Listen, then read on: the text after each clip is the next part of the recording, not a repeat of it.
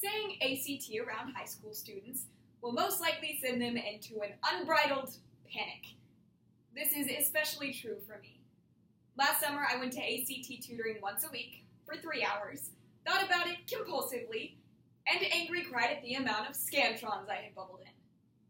But the worst part of the ACT came on July 14th. I was standing outside of Franklin High School when I nervously double-checked my ticket. I was supposed to be at Centennial High School. The test was about to start, and there was no way I could make it to Centennial on time. So I walked to my car and screamed. I was angry, but I had to decide what to do with my anger. I could either let it consume me, or let it motivate me. Similarly, a March 10th, 2016 Washington Post article titled, "Why Are Americans So Angry?" notes that Donald Trump's candidacy was notable for its reliance on anger and winning to trigger social identities and emotions. And it worked. Anger was one of the key driving forces in the 2016 election season, and the reason that we have become more involved with politics. Anger is a necessity for change. So today, we'll study our causes, open the test book of our problems, and bubble in some solutions. My least favorite part of the ACT is the science section. Normally, I'm a science fiend, but reading 6 passages and answering 40 questions in 35 minutes. Those numbers just don't add up. However, our fear of being angry makes perfect sense when paired with its causes. The inherent pressure to rationalize our anger, and the stereotyping of anger as aggression.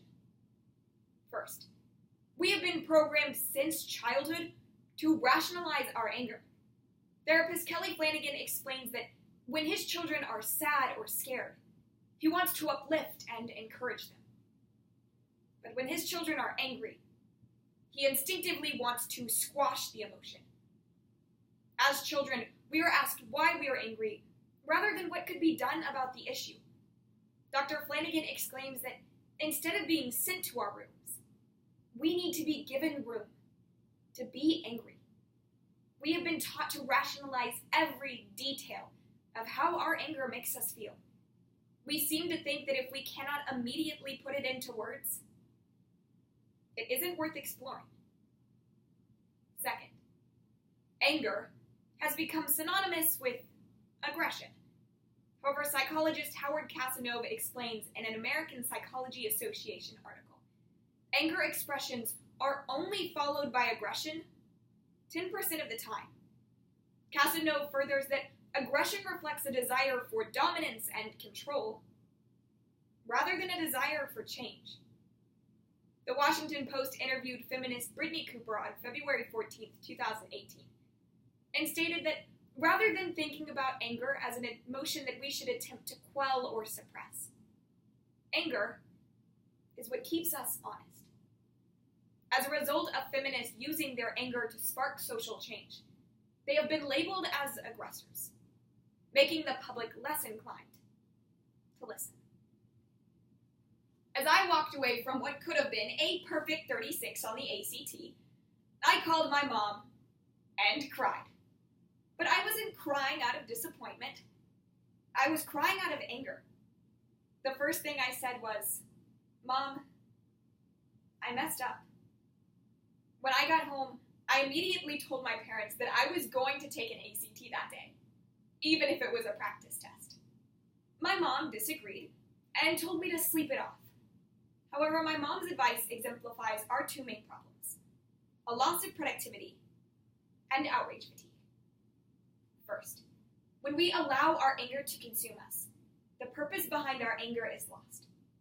Kimberly Absher, the manager of a women's center, walked out of a particularly frustrating meeting with the male leader of her local crisis pregnancy center.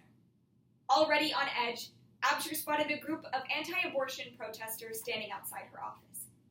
She later explained, "All I remember is going up to one of the protesters, grabbing her sign, smashing it under my foot, and screaming, 'Give me your uterus!' You don't deserve it. Although Absher's explosion allowed her to release her pent-up anger, she didn't successfully accomplish her goal. While her goal was to educate, all she did was incite. Like Absher, we often feel this pent-up anger, but when the purpose behind our anger is lost, it is rendered useless. Second, bottling up our anger can lead to outrage fatigue. Psychology Today states on September 27, 2017, outrage fatigue is a byproduct of trying to take on too many social, political, legal, or economic campaigns at once. And although some of us are able to maintain our anger all day, every day, most of us don't have this ability. The same article furthers that the pile of things on our outrage list just keeps growing. And none of them ever really seem to get resolved. So we can't devote attention to any new issues. It's easy to feel angry about the seemingly endless injustices in our society.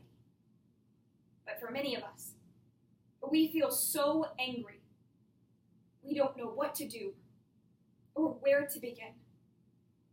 Thus, we don't do anything. This past April, after being turned away from her college's counseling center and being deemed too healthy, my friend ended her life.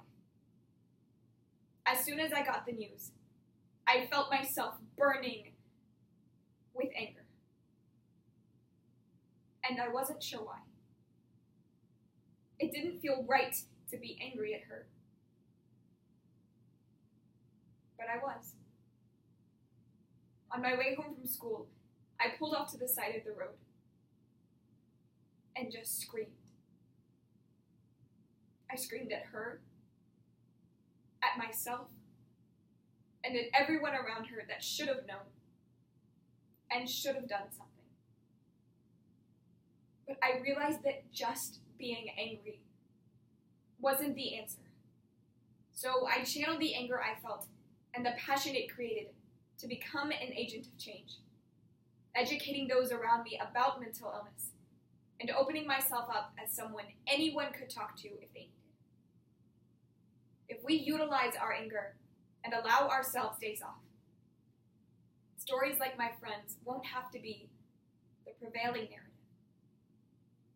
First, we must utilize our anger. Nobel Peace Prize laureate Kailash Satyarthi used his anger to decrease child trafficking rates by 80% in South Asian countries. After witnessing children being trafficked in Delhi, India, his incomprehensible anger brought him an idea and the passion to take action by educating and sensitizing consumers about child labor and creating a push for child labor-free goods. Satyarthi explained that anger is a power. Anger is an energy. And the law of nature is that energy can never be created, never be vanished, and can never be destroyed. So why can't the energy of anger be harnessed and translated to create a better and beautiful world, a more just and equitable world? He urges us to become angry. Only then will we have the power to change the world. Anger. Idea. Action. The transition from anger to action requires that we change the way we think about our anger. So the next time you're angry, rather than rationalizing the feeling away, utilize it by asking, what can I do with it? Second, we must allow ourselves days off. Sarah Ahmed, author of Living a Feminist Life, states that a world that is against you can be experienced as your body turning against you. That is why self-care is not self-indulgence, but self-preservation. It's impossible to be angry about every single thing that upsets us every day. So we have to ask ourselves whether it's worth getting passionately angry about. Being angry all the time, without having a way to productively channel it, is physically and emotionally exhausting. We can all agree that the ACT is just a test. But that doesn't mean that we shouldn't.